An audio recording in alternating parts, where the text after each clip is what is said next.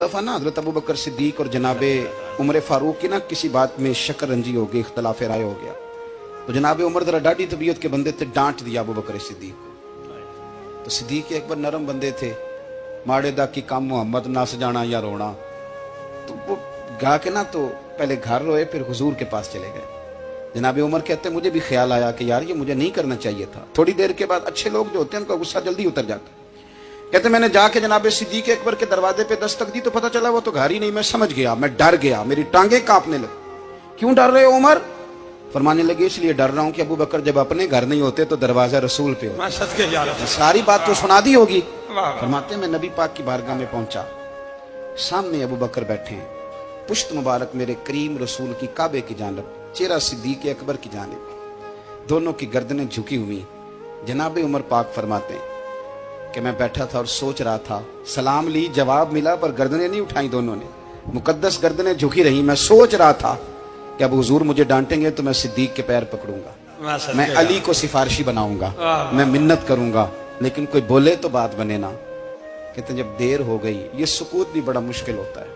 ओहो, अगर कभी वो चुप कर जाए तो ये भी बड़ा मसला है, महबूब भी चुप कर जाए। कहते मैं बड़ा परेशान हुआ, जब मेरा कलेजा मुंह को आया ना तो जनाबे उमर कहते मैं बोलने लगा तो आंसू मेरे पहले निकल गए। अल्लाहु अकबर। मैंने रो के कहा सोनिया भूल गया था, मैं गया था अबू बकर के घर माफी मांगने, पर ये यहाँ आ गए। ये मेरे दोस्तों, इसे मेरी तकरीर ना समझना, मेरे रसूल पाक के ये असल लफ्ज आपको किताब में मिलेंगे। आप तबक़ात इब्न साद उठा के देखें। जनाबे उमर कहते हैं मैंने अर्ज की हुजूर मैंने गलती समझ ली थी, मैं गया था अबू बकर के घर, हुजूर मैं भूल गया था। फरमाते हैं नबी पाक ने जब गर्दन मुबारक उठाई तो हुजूर की दाढ़ी आंसुओं से भरी हुई।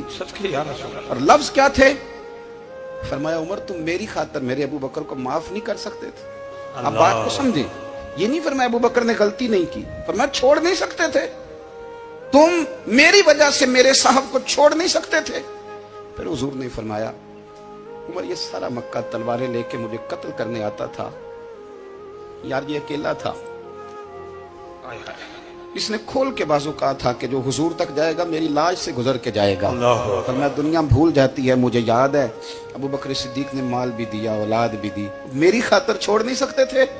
जनाबे उमर कहते हैं मैं उसके बाद समझ गया कि मेरे मुस्तफा की रजा इसी में है कि अबू बकर को राजी रखा जाए।